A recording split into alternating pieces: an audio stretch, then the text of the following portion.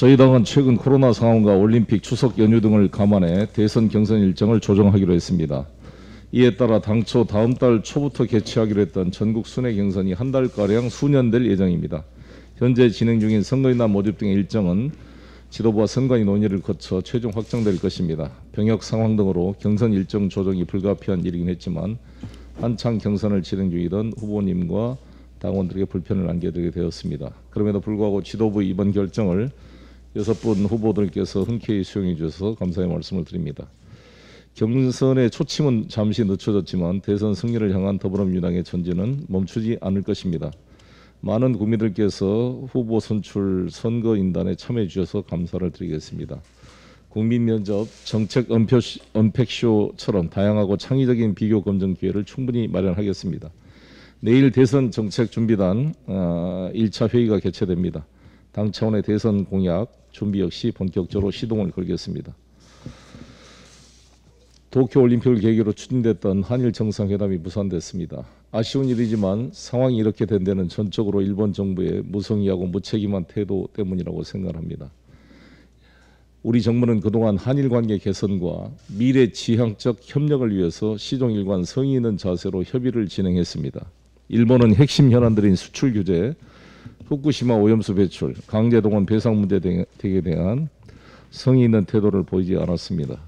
특히 올림픽을 코앞에 두고 방위백서에 독도가 일본 땅이라는 억지 주장을 담은 것도 모자라서 최근에 소마공사의 그런 무리한 망언까지 있었습니다. 민주당은 최소한의 자질을 갖추지 못한 소마공사에 대한 성하는 조치를 즉각 취해질 것을 일본 정부에 공식적으로 요구합니다. 양국 간의 정상이 무산됐지만 대화의 문은 여전히 열려 있습니다. 평화의 제전인 올림픽을 개최하는 나라답게 일본의 성숙한 태도의 변화가 있어야 될 것입니다. 스가 총리는 우리 문재인 정부가 지난 평창 동계올림픽을 통해서 적대적이던 남북관계를 새롭게 대화와 평화의 문으로 열었던 것을 벤치마킹해서 올림픽 정신에 맞게 성의를 보여서 좀 한일 관계를 뭔가 누그러뜨리는 계기로 삼아줄 것을 부탁을 드립니다. 그런데 이런 와중에 김기현 국민의힘 원내대표께서 정상회담 무산에 대해 정부의 감정적 대응 탓이다라는 해괴한 주장을 내놓았습니다. 저는 우리 야당 김기현 대표님이나 지도부께 다시 한번 이 자리를 들어서 부탁을 드립니다. 야당이 우리 정부의 외교라든지에서 미비점을 지적하고 비판할 수가 있습니다. 저도 충분히 당연히 그럴 필요가 있을 때는 해야 된다고 봅니다. 그러나 최소한 이 한일 간이든 한중 간이든 한미 간이든 무슨 이견이 생기면 대한민국의 입장에서 대한민국 정부 입장에서 좀 같이 협력할 건 해야 되는 거 아니겠습니까? 이 한일 관계 누가 보더라도 이런 황당한 상황 아닙니까? 이순신 장군의 어록이 남긴 한국 대표단의 현수막 철거를 요구하면서 자신들의 우길기 경기장 반입과 우리 선수촌 앞에 우길기 시위를 방치하고 있는 일본입니다. 누가 감정적 대응을 했습니까? 우리는 이런 감정에 그런도 불구하고 우리 문재인 정부는 한일 관계를 정상화해 보려고 마지막까지 최선을 다한 거 아닙니까? 근데 이것을 국가원수인 대통령조차도 이게 망언의 대상으로 삼았는데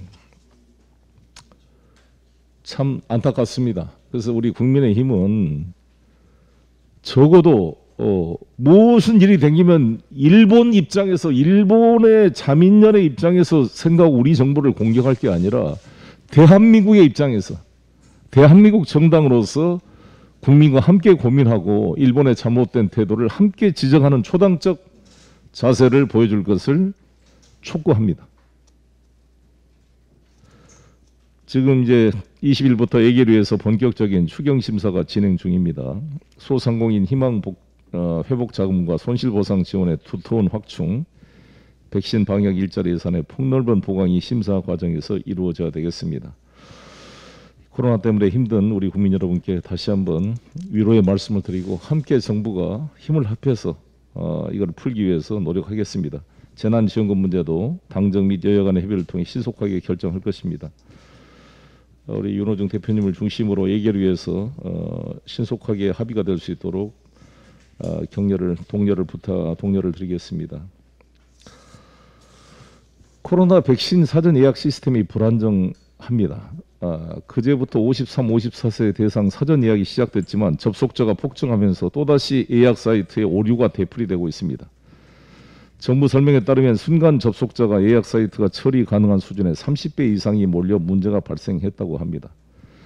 그러나 이렇게 접속자가 몰릴 것은 충분히 예상 가능한 일이었기 때문에 당국의 안이한 대처를 지적하지 않을 수 없습니다. 8월과 9월에 예정된 110 도입 물량만 7천만 회에 달합니다. 조속하게 문제 해결에 나서지 않으면 같은 혼란이 반복될 수 있습니다. 보건복지부 장관과 질병관리청장한테도 제가 어제 오늘 계속 이에 대한 신속한 해결을 촉구했습니다. 우리 대한민국의 IT 강국에 맞게 이에 대해서 K방역의 명예를 지키려면 이런 시스템 예약 시스템 혼란이 있을 수 없는 일입니다. 모든 전문가들과 빨리 의견을 모여서 칸막이 하지 말고 질병관리청, 보건복지부 핵심 관계자들 다 모여서 신속하게 이 시스템 문제를 해결할 것을 촉구하는 바입니다. 국민들이 백신 확보를 위한 클릭 경쟁에 내몰리지 않도록 예방접종 시스템에 대한 철저한 정비에 총력을 기울여 주실 것을 당부합니다. 이상입니다. 네, 다음은 윤호중 원내대표의 발언이 있겠습니다. 네, 윤석열식 무리수 정치가 바닥을 보이고 있습니다. 주 120시간도 근무할 수 있어야 한다는 말에 온 국민이 아연실색했습니다. 오죽하면 전태일 열사 분신 당시 평화시장 노동자 평균 근로시간 112시간보다 많고 일제 시절 아소탄광에 강제 징용됐던 조선인 노동자 평균 근로시간 119시간보다 많다는 냉소까지 나오고 있겠습니까? 대선용 속성 과외를 받으셨다는데 강사를 잘못 선정하신 건지 아니면 당초 본인이 서민과 노동자에 대해 가지고 있었던 편견은 아닌지 성찰하시기 바랍니다. 그런데 성찰로도 못 고칠 것 같은 일도 있습니다. 망국적 병폐인 지역주의에 기대서 우리 정치를 오염시키는 것입니다. 윤석열 씨는 충청을 찾아 충청 대망론의 주인공인 양 행세하고 광주에서는 5.18 묘역의 비석 앞에서 악어의 눈물을 흘렸습니다. 급기야 어제 대구를 방문해 코로나19가 대구 아닌 다른 지역이었다면 밀란부터 일어났을 것이다 이렇게 말을 했습니다. 대구 빼고 충청, 호남 등 다른 지역은 코로나로 밀란이 일어났을 것이라는 말입니까? 윤석열 씨는 공동체를 위해 기꺼이 자신의 자유를 희생하며 인내하고 계신 수많은 국민들께 모욕감을 주었습니다.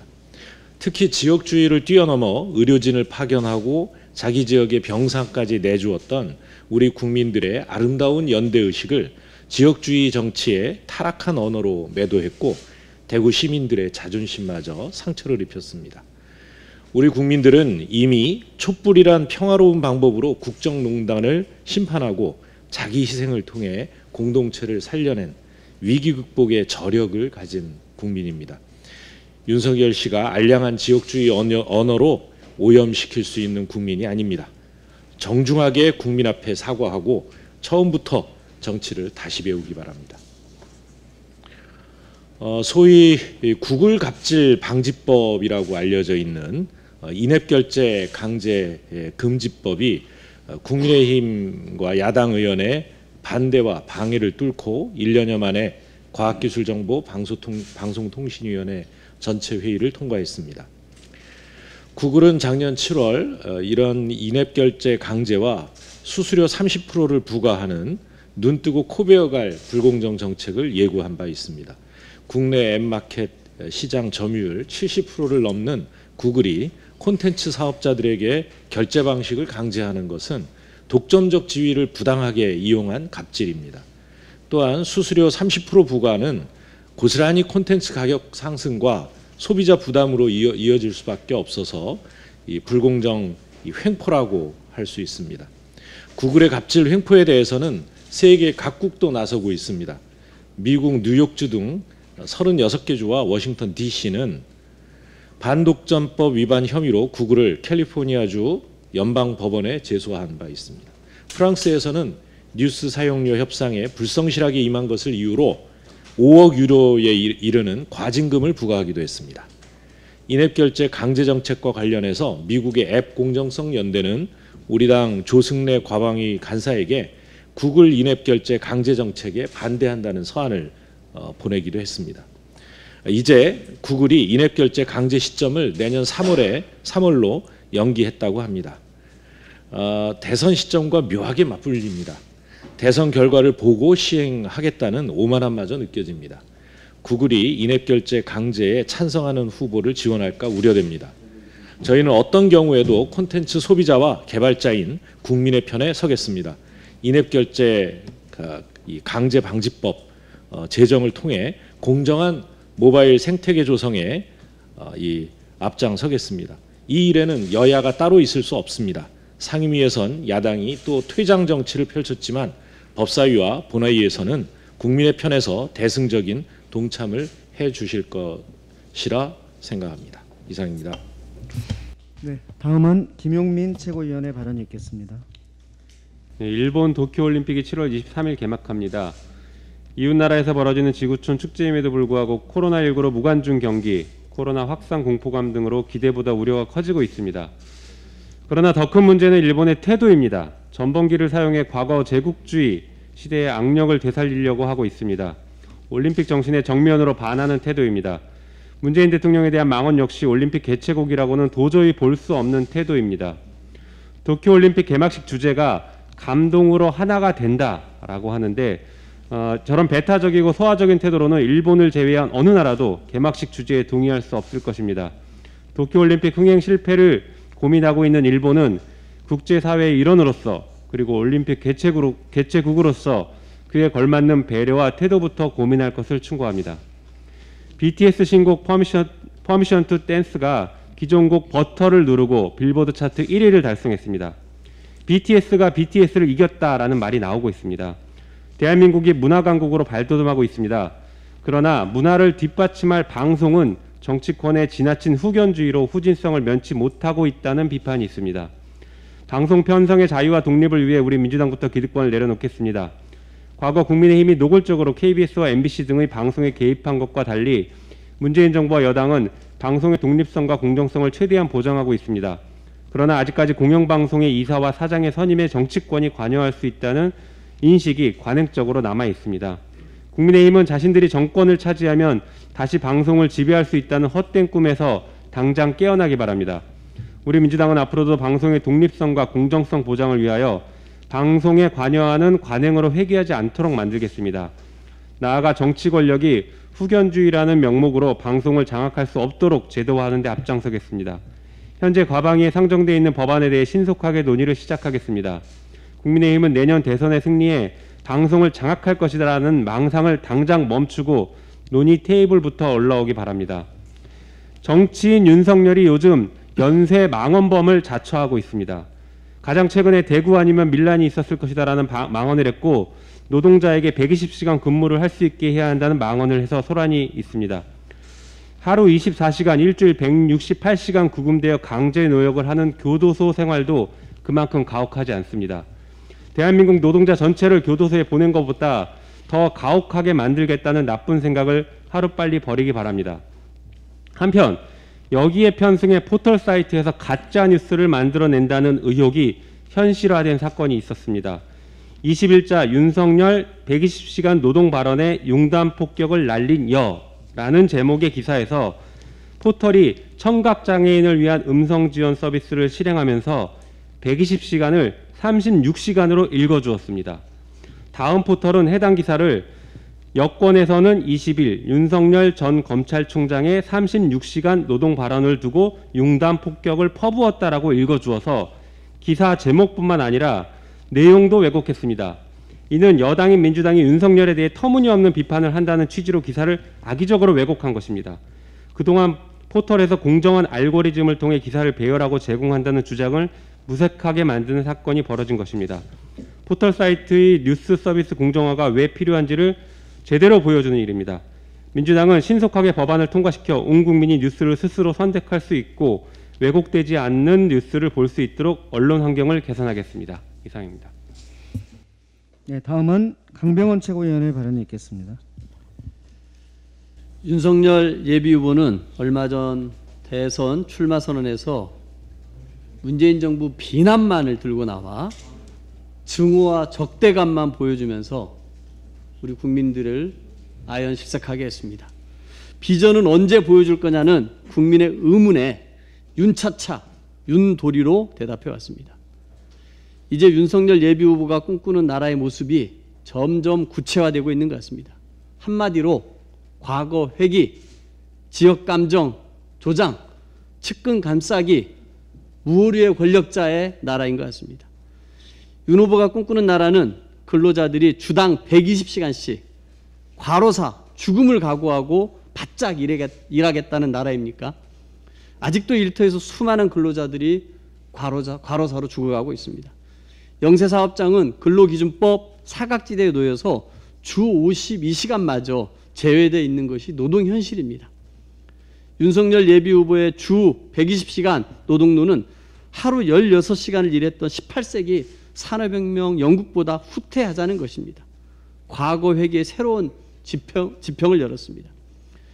윤석열 예비후보가 꿈꾸는 지역감정으로 분열된 나라입니까?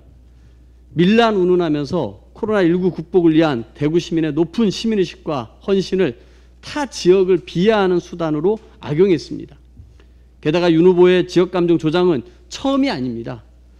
얼마 전 대전에선 충청 출신으로 대통령 된 사람이 없어 나오는 말이라고 하는 등 이 지역감정을 조장하는 발언이 하루가 멀다 하고 나오고 있습니다. 1992년 대선 일주일 전 터진 우리가 남이가 라고 외쳤던 김기춘의 초음 복국 사건은 애교로 보일 지경입니다. 윤석열 예비후보가 꿈꾸는 나라는 자신과 측근에게 한없이 너그러운 나라입니다. 요양급여 23억 편취는 장모의 일이고 아내의 멤버 유지 박사학위 논문은 대학이 판단할 일이고 이동훈 전 대변인의 얼토당토않는 정치공각설에 대해서는 여권 인사 공개하면 될 일을 그런 공개는 없이 결사적으로 보호하고 옹호하고 있습니다. 본인 역시 자신을 둘러싼 비리 의혹에서 절대 자유롭지 못합니다. 사과 한마디 국민에게 없습니다. 무오류의 권력자를 꿈꾸는 것입니까? 윤우진 변호사 소개, 삼부토건 조남욱 회장으로부터 선물과 골프 접대를 받았다고 의혹이 제기되고 있습니다. 이동재 채널A 기자 사건 수사 과정에서 방해 의혹까지 제기됐습니다. 현직 검사장의 법정 증언이 구체적으로 나왔습니다. 공정과 법치를 앞세우더니 본인에게만은 무오류의 권력자, 편법과 특권을 적용하고 있습니다. 윤석열 예비후보가 보여준 과거 회기, 지역감정 조장, 측근 감싸기, 무오류의 권력자는 우리 국민이 오랜 민주주의 투쟁을 통해서 타파했던 과거의 모습들입니다. 윤 후보가 연일 내에 뱉어내는 복수와 증오의 언어는 정광훈 목사의 광화문 집회 단골 연사로서나 어울릴 법한 일입니다. 자신 있게 외친 국민 통합의 큰 정치는 사라지고 분열과 갈라치기만 남았습니다. 윤석열 후보에겐 21세기 선진국 대한민국과 우리 국민의 미래를 열 능력도 비전도 자격도 없습니다. 고장난 브레이크 폭주기관차를 대선 후보로 인정할 국민은 없습니다. 이상입니다. 네, 다음은 김영배 최고위원의 발언이 있겠습니다. 초기에 코로나19가 확산된 곳이 대구가 아닌 다른 지역이었다면 밀란부터 일어났을 것이다. 어제 대구에서 윤석열 예비후보가 한 발언입니다. 초유의 위기를 이겨낸 대구 시민의 위대함과 임관하기도 전에 주저없이 대구로 달려갔던 간호사관생도 전국에서 모인 의료진과 자원봉사자들에게 경의를 표해도 모자랄 판에 밀란 운운하면서 지역 감정을 부추기며 다른 지역을 폄훼하는 정치를 하고 있다니 기가 막힐 지경입니다. 지지율이 뚝뚝 떨어지니 급하긴 급하나 봅니다. 본인 입으로 120시간 노동 말해놓고는 여당을 탓하더니 이제는 아예 노골적으로 지역 감정을 조장하는 구태 정치를 하고 있습니다. 시중에서는 아무 생각 없이 말하는 걸 보면 역시 남자 박근혜가 맞구나 하는 이야기를 한다고 합니다. 야권은 연일 윤석열 예비후보의 입만 쳐다보는 그런 상황이다라고 걱정한다고 합니다. 대통령이라는 자리는 이렇게 제대로 준비해도 쉽지 않은 자리다라는 말씀을 드립니다. 한편 철진한 색깔론을 들고 나오는 국민의힘을 보니 김석기 의원이 궁지에 몰려도 한참 몰렸구나 하는 생각이 듭니다. 그저 북한 빨간 칠만 하면 만사 오케이라는 태극기 부대와 무엇이 다른지 묻고 싶습니다. 김석기 의원은 미국이나 일본의 일부 정당과 정치인들이 시키는 대로 정치하는지는 몰라도 덕담이랍시고 대한민국을 얕잡아 보며 던지는 외국 정치인의 말을 함부로 읊어대는 것은 대한민국과 대한민국 유권자들에 대한 배신임을 명심하시기 바랍니다. 더욱이 대한민국 국회 외교통일위원회 야당 간사위원이 말입니다. 한술 더 떠서 한일 정상회담이 무산되자 국민의힘 김기현 원내대표는 정부의 일본에 대한 감정적 대응이 한일 관계를 돌이킬 수 없는 지경으로 몰아넣었다며 회담 무산을 우리 정부 탓으로 돌렸습니다. 이 무슨 망발입니까? 도쿄올림픽의 외국 정상으로는 차기 올림픽 개최지인 프랑스 마크롱 대통령만 유일하게 참석한다고 하는데, 그러면 전 세계의 모든 나라, 프랑스를 제외한 모든 나라가 외교 참사를 일으켰단 말입니까? 국민의힘은 도대체 어느 나라 정당인지 다시 묻고 싶습니다. 제발 눈을 뜨고 똑바로 뜨고 세상을 바라보시기 바랍니다. 6월 중순에 찾아온 이준석 돌풍이 결국 찻잔 속의 미풍으로 그치고 있습니다. 당대표의 말과 행동 하나하나가 보수 야당의 위기로 작동하면서 이제는 이준석 리스크를 걱정하고 있다고 하는 말도 들립니다. 대변인 선발 토론 배틀로 첫 선을 보인 이준석 표 공정은 오로지 시험이라는 경쟁에서 살아남은 자만 선택받는 적자 생존의 정치입니다. 이제는 그 수월성으로 민주주의마저 해치려고 하니 걱정됩니다. 이준석 대표가 엑셀이나 워드 능력을 테스트할 때 감동을 주게 될 것이다 라고 공약할 때만 해도 설마 했는데 진짜로 당내 공직후보자 선발 기구를 꾸렸습니다. 일명 공직후보자 역량 강화 TF를 설치했다고 하는데요. 이것도 시험이라는 단어를 뺐다고 합니다. 그런데도 당내 최고위원 말씀이 최고위원 거의 모두가 반대하고 있다라고 한다고 하니 그나마 이걸 위안이라 삼아야 되지 않을까 싶습니다. 대체 어느 나라 어느 시대에서 의회 구성을 위해서 시험을 치른단 말입니까? 이런 천박한 발상을 실행에 옮기는 추진력에 경탄을 금치 못하겠습니다. 충고 하나 드리겠습니다. 이준석 대표께서 마이클 샌델의 공정하다는 착각, 공정이라는 착각이죠. 책과 최근 KBS에서 방영한 시사기획창 20대 생존 비망록을 꼭 보시기 바랍니다. 서 있는 자리와 출발선이 같은 것이 다시 하겠습니다. 서 있는 자리와 출발선 같이 중요한 환경이 다른 것을 그 사람의 능력으로 치환하는 것은 공정이 아닙니다. 부모의 학력이 자식의 삶에 강력한 영향력을 미치는 오늘의 현실에서 열심히 노력해서 능력을 갖추라 하는 것은 제대로 된 공정이 아니다 라고 하는 마이클 샌델의 말씀을 기억하시기 바랍니다. 이런 공정은 차별의 다른 이름이라고 하겠습니다. 미국에서 적극적 우대 조치, 영어로 affirmative action이라는 개념이 있습니다. 경제적, 신체적 갈등을 해소하기 위해서 1961년 존 F 케네디 대통령의 행정명령으로 시작된 대학 입시, 취업 등 다양한 분야에서의 특별한 혜택을 약자들에게 주는 사회정책입니다. 이것이 오늘날의 여성고용할당제, 장애인 의무고용 등으로 확대 시행되어 우리 사회를 건강하게 만들고 있습니다. 여성가족부를 폐지해야 한다는 이준석 대표의 시각에서는 매우 불공정한 정책이 될 수밖에 없겠죠. 그러나 적극적으로 불평등을 발굴하고 개선하는 것이 바로 정치의 역할이고 그것이 바로 진짜 공정한 세상을 만드는 정치의 역할일 것입니다. 이상입니다. 네, 다음은 전해숙 최고위원의 발언이 있겠습니다. 대통령은 벼락 공부로 되는 자리가 아니다. 품격 있고 준비된 대통령이 필요하다. 이 말은 윤석열 후보의 발언과 행동을 보면 실감되는 말입니다. 어제 대구를 방문한 윤석열 후보는 작년 대구 경북을 중심으로 발생한 코로나19 1차 대유행을 언급하며 여당에서 코로나 확산 저지를 위한 의료진과 시민들의 노력을 지원해 주지 않았다. 대구가 아닌 다른 지역에 있던 밀란이 일어났다고 했습니다. 윤석열 전 총장은 가을 낙엽처럼 떨어지는 지지율을 잡아보기 위해 사실관계까지 왜곡해가며 망국적 지역 주기를 부추겨 표를 구걸하고 있는 것이 안타깝습니다. 그런데 당시 사실관계 진실은 이렇습니다. 여당과 정부는 대구 경북의 코로나 대혼란을 극복하기 위해 무한한 노력을 기울였습니다. 당시 방역 사령탑이었던 정세균 총리는 2주간 대구에 상주하며 방역을 진두지휘했습니다. 저를 비롯한 민주당 소속 TK 출신 김부겸, 홍일학 의원 등은 똘똘 뭉쳐서 중앙정부의 특별재난지역 지정과 예산 지원을 해달라며 발벗고 뛰었습니다.